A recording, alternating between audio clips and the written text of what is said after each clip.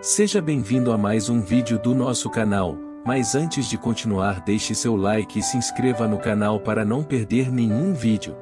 Agora vamos à mensagem de hoje. Muito bem, nós vamos começar mais uma live para tratar de um assunto da mais alta importância aqui com vocês. Hoje eu quero conversar sobre um tema que também é muito relevante para o contexto em que nós estamos vivendo hoje. Estamos aqui diante de uma situação adversa, o mundo está sobressaltado com esta guerra que tem trazido dor, sofrimento e angústia, não só ao povo brasileiro, mas sobretudo aos povos do Oriente Médio, mormente o Estado de Israel.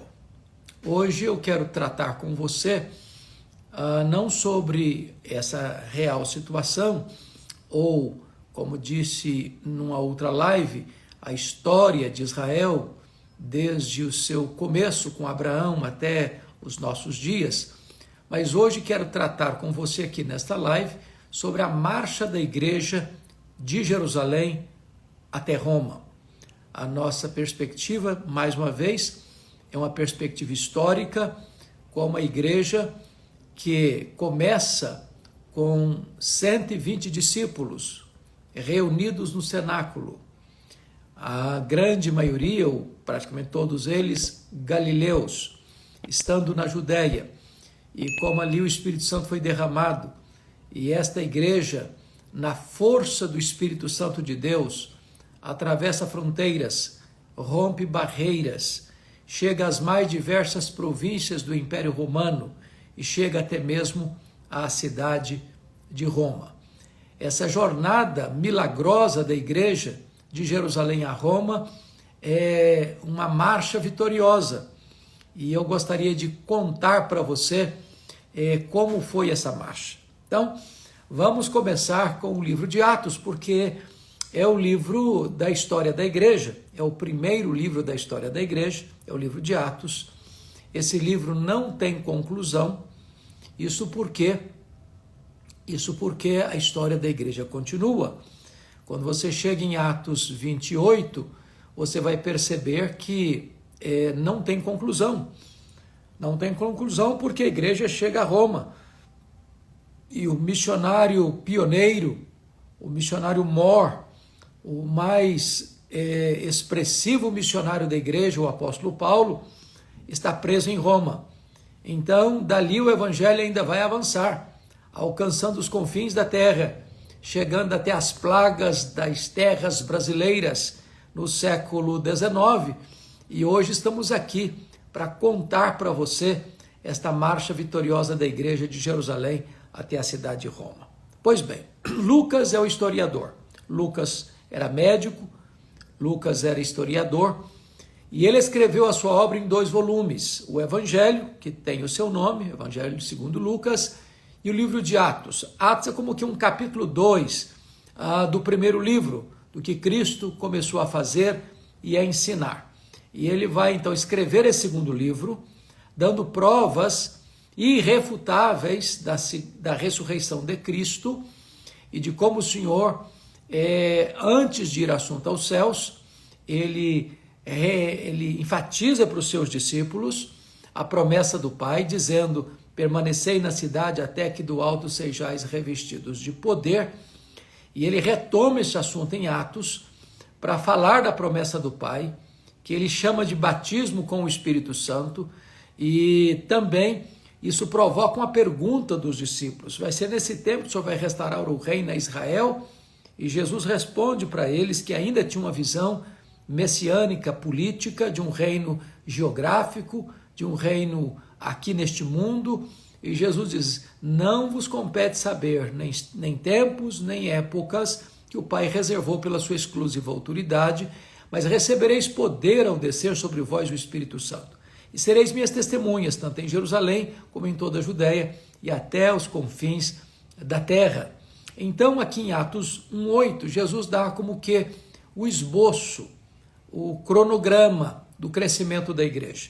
De fato, o livro de Atos segue rigorosamente este cronograma estabelecido por Jesus. Por quê? Porque do capítulo 1 ao capítulo 7, a igreja está na Judéia. No capítulo 8, o evangelho chega em Samaria. No capítulo 9, já temos a conversão de Saulo de Tarso, em território fora de Israel, em Damasco, na Síria. No capítulo 10, nós temos a conversão de Cornélio, que era um prosélito, e aí tem a entrada, portanto, dos gentios. No capítulo 11, o evangelho já chega em Antioquia da Síria. A partir do capítulo de número 13, nós temos as viagens missionárias de Paulo. A primeira viagem nos capítulos 13 e 14, naquilo que nós chamamos de Galácia do Sul, Antioquia da Pisídia, Cônio, Derbe e Listra. Nos capítulos 15, 16, 17 e 18, a segunda viagem missionária, passando pela província da Macedônia, da Acaia, e então, no capítulo 19 e 20, a terceira viagem missionária, Paulo, então, passando 3 anos em Éfeso, capital da Ásia Menor, na província da Ásia Menor.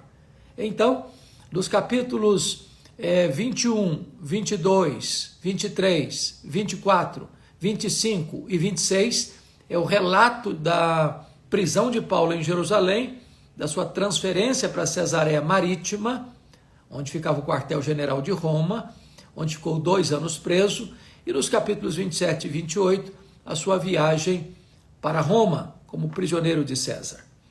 Pois bem, então voltemos a esse cronograma estabelecido por Jesus de Atos 1:8.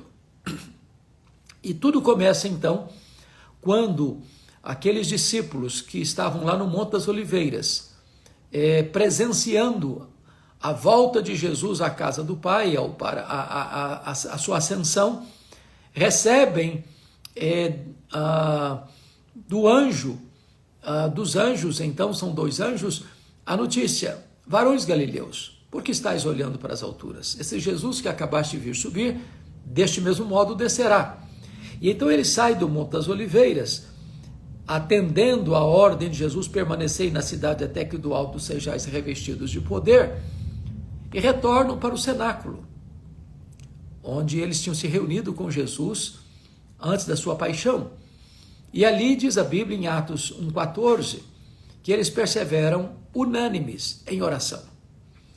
E ali estão os apóstolos, exceto Judas, que já não estava mais entre eles. Ele traiu Jesus e depois cometeu suicídio. Ali estava também Maria, ali estavam os irmãos de Jesus, ali estavam as mulheres da Galileia, ao todo 120 pessoas. E durante 10 dias, todos eles perseveram unânimes em oração. Ao cabo desses 10 dias, no dia chamado Dia do Senhor, o domingo, o Espírito Santo é derramado sobre eles. Vem o Pentecostes, isso ocorre às 9 horas da manhã. A multidão se reúne para ver o que está acontecendo. Alguns com ceticismo, o que quer isso dizer? Outros com preconceito, são galileus. Outros com zombaria, estão bêbados. Então Pedro se levanta e diz: não, esses homens não estão embriagados, é 9 horas da manhã.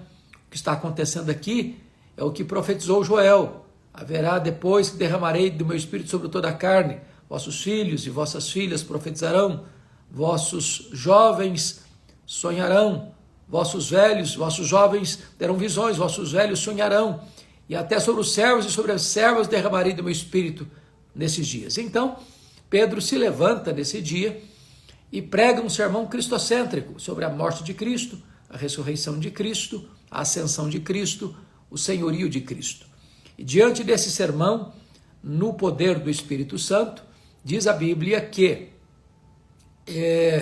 o coração desta multidão se compunge. E eles perguntam: o que vamos fazer diante destas coisas? E Pedro respondeu: arrependei-vos, e cada um de vós seja batizado em nome do Senhor Jesus para a remissão dos vossos pecados, e recebereis o dom do Espírito Santo. E esta promessa não é apenas para vós, também para os vossos filhos, para aqueles que ainda estão longe, para quantos o Senhor nosso Deus chamar. Ao término, então, cerca de 3.000 pessoas são convertidas e batizadas e agregadas à igreja, que já começa, portanto, com cerca de 3.000 membros. Esta igreja, que nasce no Pentecostes, persevera na doutrina dos apóstolos, nas orações, no partir do pão, na comunhão, contando com a simpatia de todo o povo, temendo a Deus, vendo os milagres de Deus e o Senhor acrescentando dia a dia os que iam sendo salvos. No capítulo 3 nós temos a cura daquele paralítico na porta formosa do templo de Jerusalém, quando Pedro e João subiam na hora nona para orar, às 3 horas da tarde, e ele pede uma esmola. Pedro e João dizem: nós não temos nem ouro, nem prata, mas Pedro respondeu: mas o que eu tenho, isso eu te dou. Em nome do Senhor Jesus o Nazareno, levanta e anda. E aquele homem foi curado diante de muitas testemunhas, e isso deu oportunidade a Pedro pregar um segundo sermão, e a igreja sair de 3.000 para 5.000 membros. Isso produz uma reação do Sinédrio, que começa a perseguir os apóstolos, a prender os apóstolos, a açoitar os apóstolos, mas quanto mais a pressão vinha, quanto mais a perseguição chegava, mais a igreja se fortalecia, mais os apóstolos se alegravam em Cristo pelo privilégio de não apenas proclamar o seu nome, mas também de sofrer pelo seu nome. Então, diante desse fato, a igreja não recua, a igreja avança. A perseguição nunca destruiu a igreja, a perseguição nunca intimidou a igreja. O vento da perseguição espalha a semente do evangelho. E então, tendo eles orado, diz a Bíblia, diante das ameaças sofridas, está lá no capítulo 4, a Escritura diz que a casa onde eles estavam tremeu, e todos ficaram cheios do Espírito Santo, e com desassombro eles continuaram pregando a palavra de Deus, e a palavra de Deus continuou prevalecendo na cidade de Jerusalém. Quando chega, portanto, o capítulo 4, vemos que a tentativa do inimigo em parar a igreja é a perseguição de fora para dentro. Já no capítulo 5, o diabo como que muda de tática e tenta impedir o avanço da igreja, se infiltrando dentro da igreja através de um casal hipócrita, Ananias e Safira, que queriam visibilidade, aplausos, reconhecimento, trazendo uma oferta de uma propriedade que haviam vendido e mentindo acerca dos valores, querendo os mesmos lauréis que Barnabé estava tendo em virtude de ter vendido uma propriedade entregado aos apóstolos para assistir as pessoas necessitadas. As máscaras caíram, Ananias e Safira morreram pelo juízo divino, e a igreja, com temor a Deus, foi cada vez mais avançando, crescendo, contando com a bênção do Eterno. Chega no capítulo 6, a situação muda um pouco, a igreja está crescendo, está se multiplicando, e acontece uma murmuração das viúvas, dos helenistas, que se sentiram, de certa forma, prejudicadas na distribuição dos valores que eram distribuídos para assistência, e então os apóstolos tomam uma decisão, não de dizer: não, os crentes murmuram mesmo, vamos ignorar isso, ou dizer: não, vamos trabalhar mais, estamos trabalhando pouco. Não, eles tomaram uma decisão. Quanto a nós, nos consagraremos à oração e ao ministério da palavra, e vamos constituir homens entre nós, cheios do Espírito Santo, cheios de fé, cheios de sabedoria, para esse ministério da diaconia das mesas. E então, diáconos foram eleitos, e esta necessidade da igreja foi suprida, e a murmuração acaba, e começa então a gratidão e os louvores a Deus. Quando nós chegamos no capítulo 6, temos também o testemunho do exemplo belíssimo de um desses diáconos chamado Estevão, um homem que falava com poder, um homem cuja vida era um exemplo, um homem cujo testemunho era irrepreensível. Isso levou o Sinédrio a se enfurecer contra ele, e ele fez uma brilhante defesa num sermão de improviso. Aliás, o sermão com mais citação bíblica de toda a Bíblia, registrado em toda a Bíblia, é o sermão que o diácono Estevão pregou para o Sinédrio judaico. Eles ficam muito enfurecidos e eles o apedrejam, e eles o matam, e eles levam este protomártir do cristianismo à morte. Mas diz o texto que em virtude disto, todos os crentes foram dispersos, exceto os apóstolos. Ou seja, a perseguição desalojou os cristãos de Jerusalém, levando-os como peregrinos e forasteiros para o mundo afora, enquanto os apóstolos permaneceram em Jerusalém para manter a vivacidade da igreja de Jerusalém. Com essa dispersão, o diácono Filipe chegou até Samaria. Era uma barreira histórica de mais de 700 anos de inimizade, e quando o evangelho chega em Samaria, diante dos sinais e maravilhas que ele operava, diante do poder da palavra que ele pregava, muitos samaritanos foram se rendendo a Cristo, foram sendo salvos, e a igreja de Jerusalém escuta sobre isso e envia para lá Pedro e João, e eles chegam lá e veem também as maravilhas divinas, ele impõe as mãos sobre os samaritanos, eles recebem o Espírito Santo, e a igreja então salta esta barreira transcultural, alcançando o povo samaritano, que era um povo híbrido, né? Conforme já afirmamos numa outra mensagem pregada aqui numa das lives que fizemos. Pois bem, então agora o evangelho chegou em Samaria. Mas é muito importante destacar que nessas alturas do crescimento da igreja, do avanço da igreja, levanta-se um homem para tentar impedir o avanço da igreja, que foi o mais implacável perseguidor da igreja naquele tempo, Saulo de Tarso, que era de Tarso, na Cilícia, que veio para Jerusalém estudar aos pés de Gamaliel, neto do rabino Hilel, e que ele era um grande jovem de brilhantismo intelectual sem paralelos, e ele foi, de certa forma, o braço de ferro do Sinédrio para tentar barrar o crescimento da igreja. E ele, no capítulo 9, está indo para Damasco com o propósito de prender os cristãos e lançá-los em cadeias, quando o Senhor Jesus aparece para ele numa visão, e numa luz tão forte como a luz do sol, ou até mais forte, jogando ao chão e perguntando: Saulo, Saulo, por que me persegues? Dura coisa te é recalcitrares contra os aguilhões. E nesse momento o Saulo de Tarso, caído, quebrantado, pergunta: quem és tu, Senhor? E o Senhor responde: eu sou Jesus, a quem tu persegues. Mas levanta-te.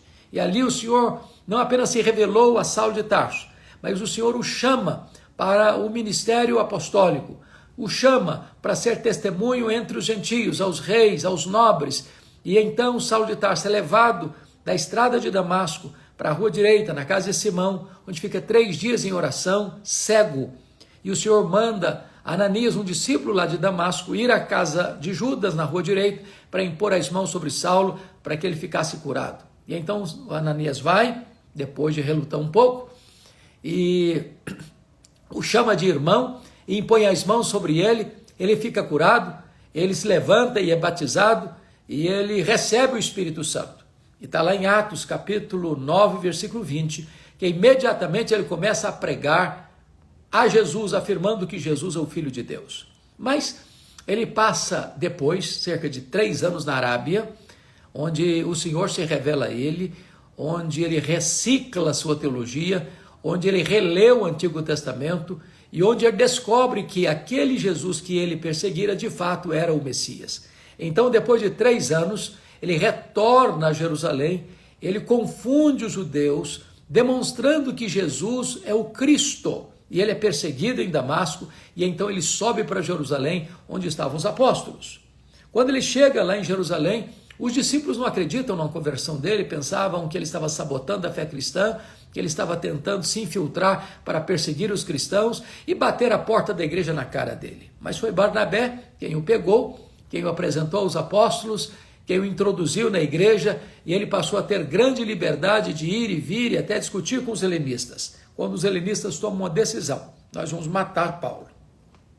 E então os discípulos se reuniram e falaram: Paulo, não dá para você ser nosso pastor, você tem que ir embora da igreja de Jerusalém. Ele relutou bastante para fazer isso, mas ele foi levado de Jerusalém até Cesareia e dali remetido de volta à sua terra natal, a terra de Tarso, onde ficou cerca de 10 anos no molho, no anonimato, sem qualquer projeção. Nesse interregno, então vem a conversão de Cornélio, registrado no capítulo 10. Então é um gentio convertido ao judaísmo, um prosélito. A igreja vai alargando as suas fronteiras do ponto de vista transcultural. No capítulo 11, nós temos a chegada de Pedro em Jerusalém para dar suas explicações por que entrou na casa de um gentio, e as autoridades de Jerusalém questionaram Pedro por ter entrado e comido com um gentio, e Pedro então explica o que aconteceu. Então há grande alegria com isso. O evangelho então chega até Antioquia da Síria, a igreja manda para lá Barnabé chega lá, lembrou-se de Saulo, que estava há mais de 10 anos em Tarso, foi buscá-lo, e durante um ano inteiro eles ensinaram a palavra de Deus na cidade de Antioquia da Síria, que era a terceira maior cidade do mundo, só superada por Roma e por Alexandria.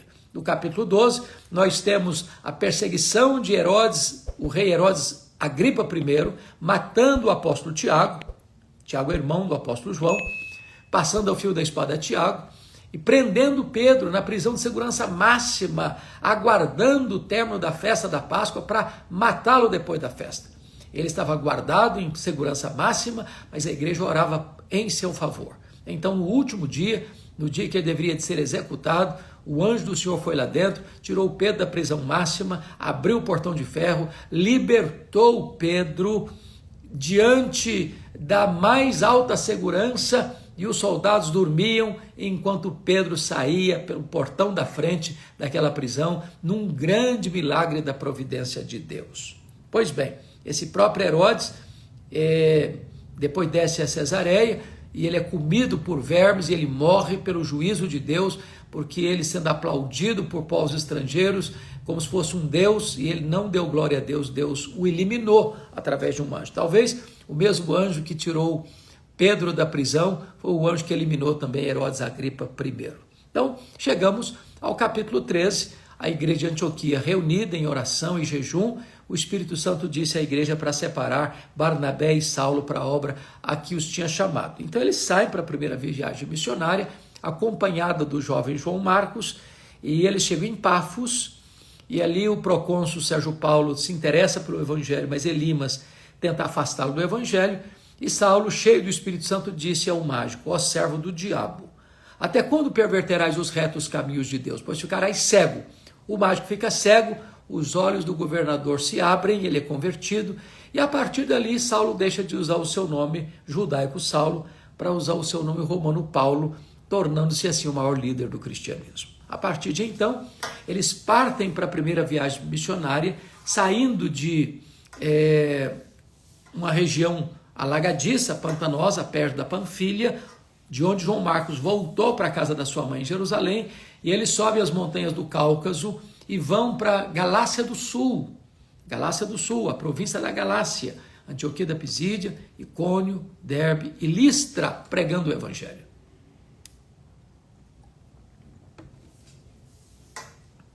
Não foi de fácil, não. Eles enfrentaram muitas lutas, enfrentaram muitas perseguições. Paulo chegou a ser apedrejado em Listra, arrancado e tirado da cidade como um morto, mas o Senhor o restaurou, e eles deixam para trás igrejas plantadas, lideranças estabelecidas. E eles retornam à igreja enviadora, lá no capítulo 14, versículos 26 e 27, dão um testemunho à igreja do quantas coisas fizera Deus e como Deus abrira a porta do evangelho para os gentios. Isso provoca, de certa forma, ciúmes na seita dos fariseus, que descem de Jerusalém e dizem o seguinte: para os gentios, vocês não se circuncidarem, vocês não poderão ser salvos. O evangelho estava sendo aí misturado, híbrido, dizendo eles que só a fé em Cristo não era suficiente.